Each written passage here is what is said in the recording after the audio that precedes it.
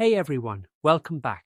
In this lab, I'll be working on a Linux server to manage services using the Systemctl command. I'm going to enable the anaconda.service so it starts automatically when the system boots. Then I'll disable the vmtoolsd.service to make sure it doesn't run. After each step, I'll check the status to confirm the changes. Let's jump in.